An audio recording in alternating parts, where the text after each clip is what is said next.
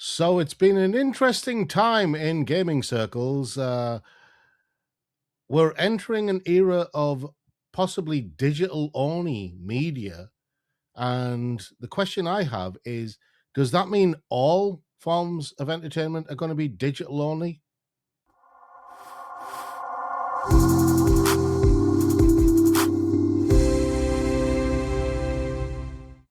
Hi, I'm Rob. So am I. Hello. that was that was remarkably simple for you. Hmm. Yeah. He likes to change things up all the time. Yeah. Yeah. Well, that was. I've never done that before, so that was new. Anyway, it's been an interesting fortnight, week, year for media in general, but gaming in specific. Sony announced that their Oh new well, everybody PS6. knows. Everybody knows, Rob. Yeah, I know. I'm just saying. Just as a quick recap, Sony announced that their new PlayStation 6 was not going to have a disc at all, and they were doing away with physical media completely. So that immediately, for me, raised the hackles on the back of my neck and made me very, very interested because I know everyone's been on the backlash against Sony has been massive. There's no way we can avoid the backlash against Sony because of that. There's been all sorts said from various angles and various authorities, and loads of people have already covered all sorts of stuff about the backlash. So I don't really want to talk about the backlash because that's done and dusted. We know there's petitions. The EU said they can't stop Sony, uh, you know, not doing physical media. So the question then becomes why, and the answer is obvious: money. Hmm. I mean, the backlash hasn't even begun because if they insist on doing this, um, I mean, I've said before on multiple occasions, people should really vote with their wallet, and Yeah, if they don't like something, that they should just not support it and buy it. They do anyway. But this is the sort of situation where people won't really have the choice because the industry's basically forced them out financially. So yeah. people will be forced to vote with their wallet. So the backlash hasn't even begun. When Mm. people can't afford this stuff, it is going to absolutely hit Sony right in the plums. Yeah. See, this is the thing that because Xbox has done something, Microsoft have done something interesting on the back of Sony's announcement, which we will talk about in a little bit. But I wanted to just touch on some of the reasons that that Sony have, well, not reasons, some of the things that Sony have said. Um, for example, they're unhappy with people moving away from PlayStation onto PC. That was one of their reasons for going digital only, was because they didn't like people moving from PlayStation to PC. And that's also the reason why they went back to doing exclusives on the PlayStation console. Hmm. But it's also led to a very strange technological thing that Sony want to do with hardware. Because, like it or not, we said this a long time ago. Future consoles are basically just going to be PCs, right? We actually Mm, said that a long time ago. well, you did. I was a little more skeptical. Yeah. But my question to people in general is, show me a modern PC that has a disk drive. Mine does. Yours isn't a modern PC. Still got a disk drive, so shut your mouth. Yeah, I know it's got a disk drive. I built it. Yeah, exactly. Sorted. All I'm saying is, if you go out to, say, Curry's PC World or Micro Center in America or wherever you want get your PCs from, it's going to be extremely rare that you will buy one off the shelf or from somebody who builds Well, PCs that has a disk. it's kind of a moot point. You're kind of arguing in a bad faith there because PCs are so modular that the people who want one will just get it as a peripheral and they will install it and make it functional. Well, it So wasn't it's really a there. bad. It's there for people who want it to be there. Whereas, as far as the one size fits all pre-builds that they do, they're not really designed with that sort of modularity in mind. So it's kind of a weird faith argument there. Yeah, it wasn't a bad faith argument. The reason I raised it as a point is because of what Sony want to do with their hardware. So it wasn't a bad faith argument at all. It was me pointing out PCs already do this. Sony have basically said they want to do the same thing, right, with their next generation console. They want proprietary hardware for the PlayStation. So In they what want, way? so we're talking monitors, we're talking possibly even keyboards, mice. They've already got proprietary controllers. You know, we're Yeah. talking like the whole shebang. Maybe, I mean, imagine all the things that you get Let's see. as peripherals for a PC. Just let's just ignore this. Yeah, Sony have lost their minds. Sony have yeah, lost their damn minds. The reason why consoles became a thing in the first place was not because of any. Fundamentally, it was basically a one-stop machine which was yeah, affordable, and you could buy games on the cheap, and you didn't have to upgrade software. It was just a plug-in and play box. exactly. Um, it was made the industry by having so many different outlets and places where you can buy stuff. So they're basically cutting out a load of stockists. Amazon and the like are not going to be happy with this because the problem with PlayStation is, and it's a thing which have had sort of lawsuits against them for, where it's a Yep. one-stop shop where you can only have one storefront, and if you've only got one storefront, that basically reduces and eliminates the idea of competition. Meaning that if PlayStation wanted to charge £200 for a game, they could charge £200 for a game because there's no competition to suggest that they could do otherwise. And that, again, going back to what I was saying earlier, is the thing which is really going to sting Sony in a way which I don't think they're prepared for. I'm not going to say it's Atari level sort of self destruction, but at the same sense, it kind of is in a much more pared down way, in the sense of through their lack of hubris, they're going to basically sort of by choice I wouldn't say oversee lack the of hubris. biggest the who through their hubris. Sorry, um, Yeah, are going to cause the biggest contraction of the video game market, the console market, in about 30 years. yes, I agree with you completely. Now, And Sony's, throwing peripherals at things is just basically, yeah, don't look over there where the fire is. Look here, isn't this thing over here nice? yeah, Basically, that meme, isn't it, with the dog in the flaming room saying everything is fine, but that yes, it dog in is that flaming literally room is a it tech is salesman. it is literally that. It is literally that meme. Now, see, Sony are so scared of losing people to play to PC, and I don't know why they're so terrified of it because PC has always been there, and I think what's terrified them is partly, is it Asha Sharma who's taken over Xbox That now? sounds right. Right. Yeah, I think she terrifies the executives at Sony because from everything she's been doing at Xbox, right? She's she was literally given a sinking ship, right? It had been mismanaged, things have been done, they'd overspent on ooh, everything, you know. I'm going to say something which may be a hot take, may like piss off some people, but this whole situation is Microsoft's fault Yeah, I agree. for the simple reason of it comes down to this idea of competition. If Yeah, there were strong competition to Sony, Sony wouldn't feel emboldened to basically do whatever the hell they want and damn yeah. their own audience. And it's not Phil Spencer's fault. It's not Ash Sharma's. What's her name? Asha Sharma, I think her name is. Well, let's just call it Ash because I'm not confident enough on what her full name is. I know it's Ash for certain. It goes all the way back to Don Matrick. Yeah, His choice.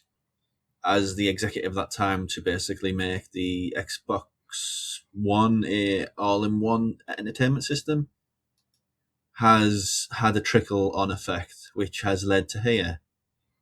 Um, yeah, so it's kind of icky.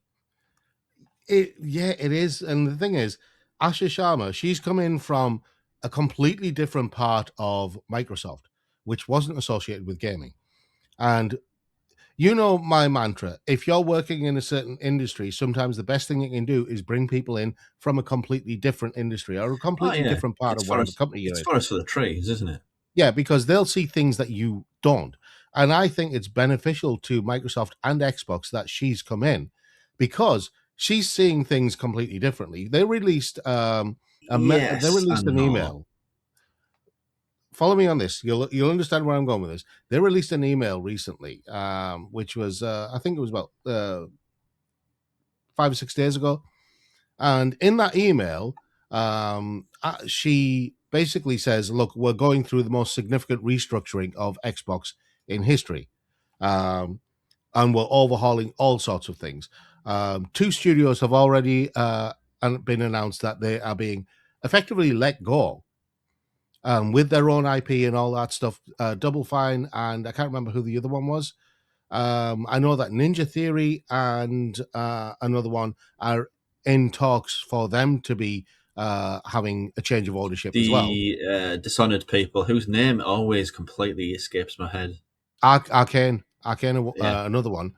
Um, but one of the things that she said in her message to everyone was, "Look, I've come, and I can't blame her because she's come in to a sinking ship and she's doing what she can to try and fix things." She said, "Look, it's too bloated." She made the point that that sometimes in terms of game development, they were having to go through something like 14 layers of management that's before a decision could be made two on or things. three, maybe you could She said, validate, but she said, 14. yeah, she said, "This is what we're trying to cut out, all of this excess bureaucracy and fat, effectively." She wants to slim things down as much as possible so that a maximum of 5 layers of management, but hopefully just three, which is pretty much what you said, 2 or 3. Yeah. Yeah, So give or things take. can get done quicker. She Like also local said that, management, like regional management, and just overall management. yeah, Small things. Maybe she not also those the said, qualifiers, but yeah, you know what I mean. Yeah. yeah, she also said that one of the things that they did is a common thing that I've seen corporations and companies do so much, especially with the capitalist mentality, and that is they're making money from doing those, and they're our competitors, so let's buy them. Microsoft spent nearly, close to 100 billion, 90 to 100 billion dollars on Activision Blizzard and whoever else they bought. I only remember Activision Blizzard, but they bought so many others. They bought oh fuck, I forgot the names. Anyway, but they bought so many different studios, and all of those studios have basically sat there doing not much since then. And so that all is a waste of money. She clarified things saying, "Look, for every dollar we spend, we're wasting 64 cents That's a big for every proportion. It's dollar that we spend." 64% of their outgoings are wasted, basically. Well, not exactly wasted, but that's what they're spending for every dollar that they for every dollar they spend. 64% of it is could be considered waste. Hmm. I am paraphrasing because it is quite a lengthy email. Um, but yeah, things like that are things that she wants to trim down, cut out, and what she wants to do is basically make Xbox a place for indie developers to feel at home.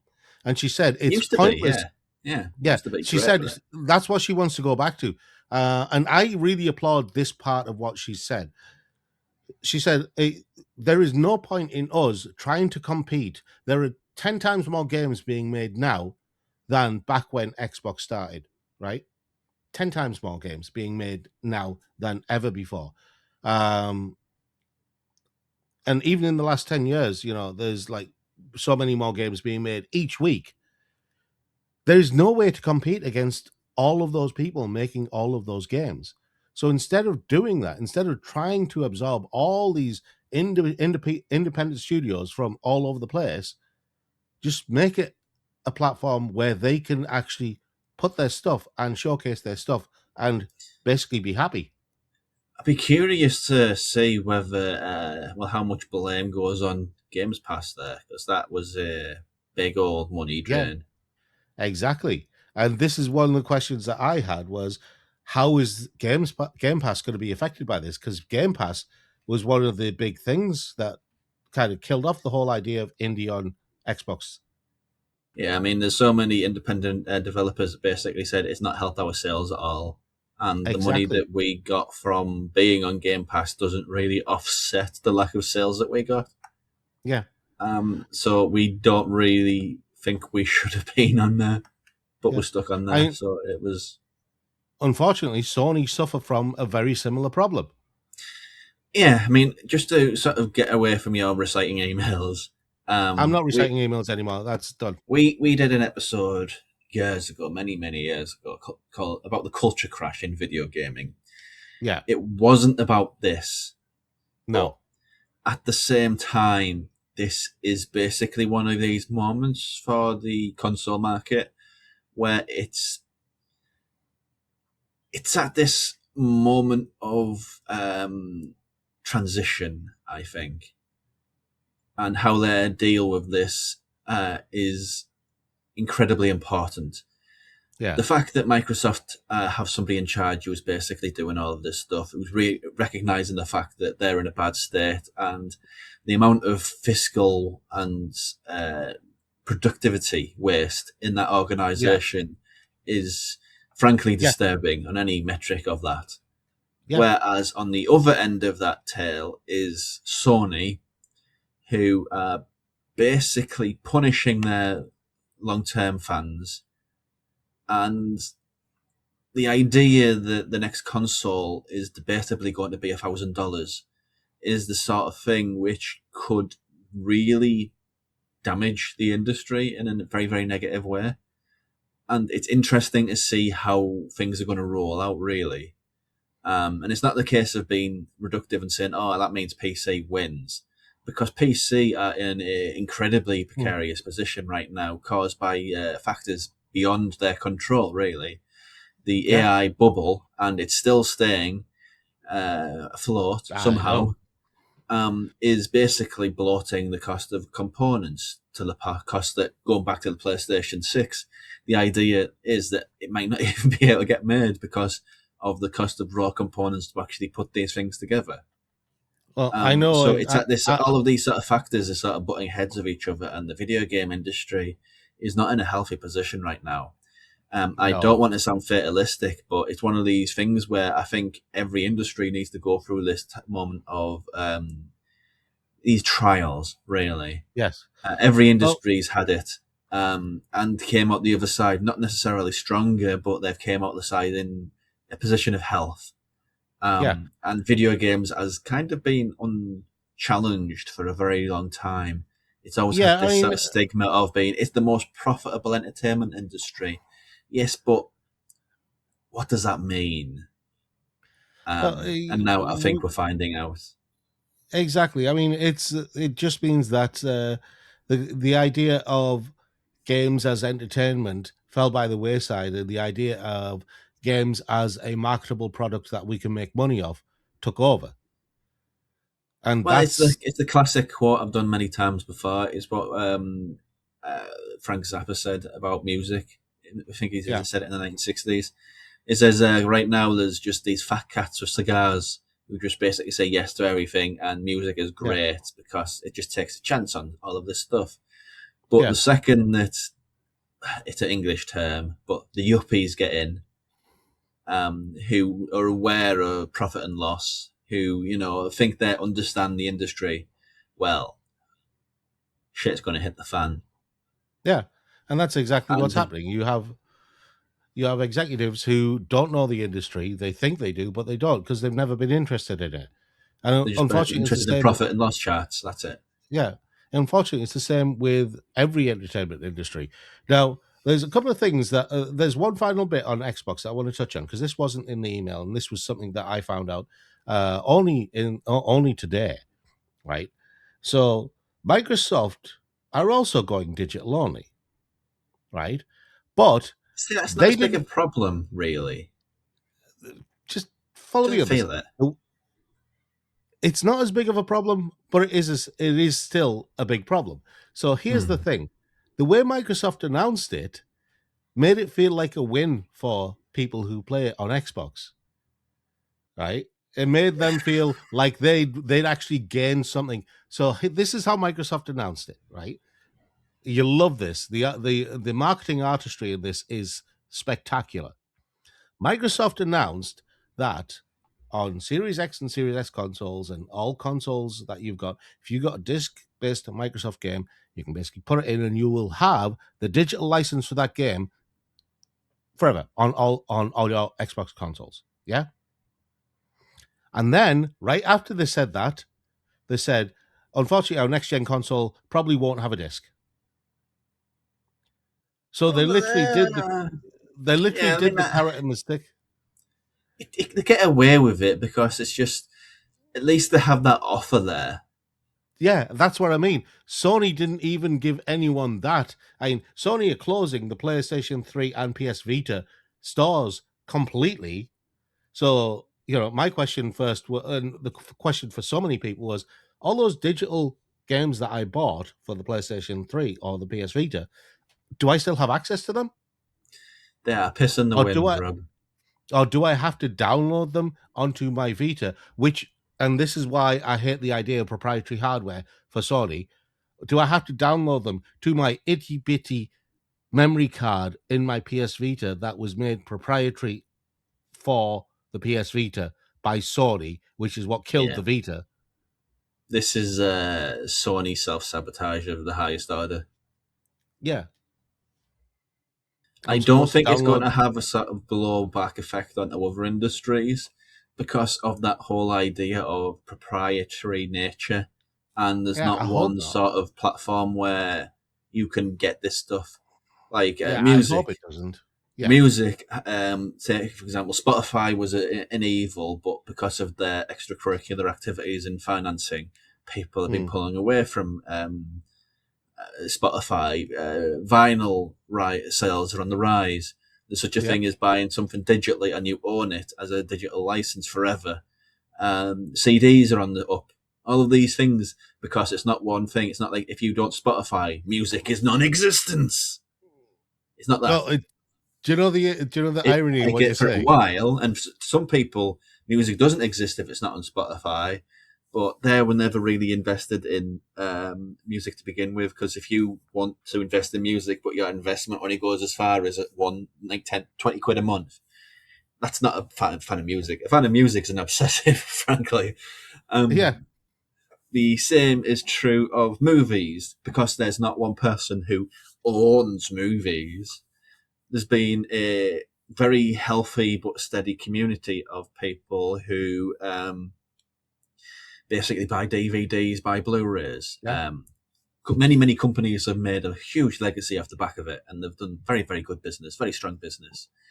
I mean, Um, look at something like the e- Criterion e- Collection. Even If things went VOD, digital yeah, only, yeah, if things went digital only, that makes a mockery of something like the Criterion Collection, which not only do so many film buffs and film collectors, laud as a very good curated collection, but loads of actors and loads of directors.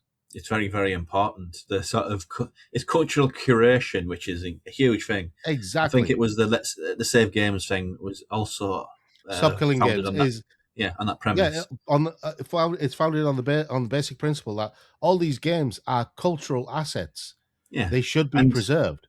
with the movies thing, even if you don't do that, you can Mm, rent or buy on VOD, which means that it's yeah, basically recapturing, not quite in spirit but in idea, the whole yeah, idea of blockbusters going out and just renting something which takes your interest. yeah. But and because you don't And own it, it's not stolen from you. no, and But when it comes to video games, In the case Yeah, of Sony, the only place, if it's a digital only license, the only place where you can buy those games, like I said earlier, is Sony. So they have yeah, total carte blanche over what happens with those licenses, how much they charge, what they're giving you access to. It's basically a racket, a scam. yeah. And it's because on PlayStation, the only storefront is Sony's storefront. If there was an alternative storefront on Sony consoles, that would Hmm. give you a secondary option. Then developers for certain games could say, you know what, we're going to put it on this storefront as well. It'll be available on this storefront regardless of what happens with Sony. Yeah, Yeah, I think Microsoft get a pass from that because they're so heavily integrated with PC these days. yeah, yeah. I mean, Um, let's be fair. The next Xbox is basically just going to be a PC. yeah, it's basically a gamified, like a specialist games PC It's with going to like be like Xbox branding. yeah, it's going to be like Valve's Steam Deck box thing. The Steam. Yeah, which was a huge disappointment, but that wasn't their fault. That's the price of raw materials. That's just yeah. Oh, on the subject of raw materials, do you know why the price isn't going down? No. And this pissed me right off when I found out. The price isn't going down because of the data centers being built in America in various rural towns and communities against the will of the residents of those towns and communities by the people who are running the various towns and communities, or the state that runs them. So the cascade down from the tech billionaires who were basically paying these people who run these areas to say yes to our data center. And then in these town meetings where the residents are saying, we don't want a data center, why did you agree to this? And they're just sitting there like the smug fat cats that they are. And that's why the price isn't going down, because the pushback from the residents isn't being felt yet. But I reckon it Yeah, will be when they start getting their guns, because Americans all own guns. yeah. I hate to word it like this, but the best people at revolutions are the French because they just do it on a whim. Yeah. They just so they pick up a brick and chuck it at somebody important. That's the French way. Yeah. And they've overthrown a lot of corrupt sort of things. So Oh, yeah. sometimes you just got to be a little bit French, and things will be a lot better. I agree. I do agree with you on that. Sometimes it pays to be a little bit French. Yeah, But yeah, especially in this regard. Yeah, yeah. I think Microsoft, they haven't really come out smelling of roses because of the mess that Asha Sharma's been left with. But I think on the whole, she's doing what she can to basically salvage things. Her email actually had a line at the end which I quite like. So I just want to say what it is. History is full of companies that mistake longevity for inevitability. We will not be one of them. I really like that sentiment that she doesn't want, she doesn't want Xbox to be an inevitable failure. So I think that's a nice place to end. Really. Yeah. On that So note, if you've got yeah. anything to add to this conversation, which I Oh, people assume will you have all do, sorts to say. People will have um, plenty to say about this. and yeah, not all of them about me getting hubris wrong because this room is really warm. I know. What I will So say is, please do comment below, and yeah, well, what do you want to say there? yeah, I was just going to make one little point. The bit you said about Blockbuster, somebody else made the same point. The way to resolve this is to basically just bring back a storefront like Blockbuster, not a digital one, but an actual physical one. So people would have to leave their house, go to Blockbuster, and browse the shelves, meet people, get out, touch grass, that sort of thing, and basically communicate with other live, real human beings for a change. And I thought that's an interesting way of looking at it. But I think what you said was probably a better way, an actual digital rental storefront, video, like a gaming on demand type Yeah, place. it's video on demand. You just like pay, I don't know, $4.99, and you can rent it for 48 hours. Obviously, you need longer for a video game, but the Yeah. principle is perfect. It doesn't. But It makes but I sense. mean, if you said you can rent this game $4.99, you can rent this game for the next 5 days, like £1 a day. loads of people would jump on that, wouldn't they? Yeah, it wouldn't price people out of gaming either, which is what they effectively feel like they're doing right now. But yes, Exactly. please do comment, join the conversation, call me wrong or an idiot. I'm okay with it. It happens in normal life anyway. So yeah, until the next one, thank you very much for watching the Geek Show, and please do subscribe below. Bye.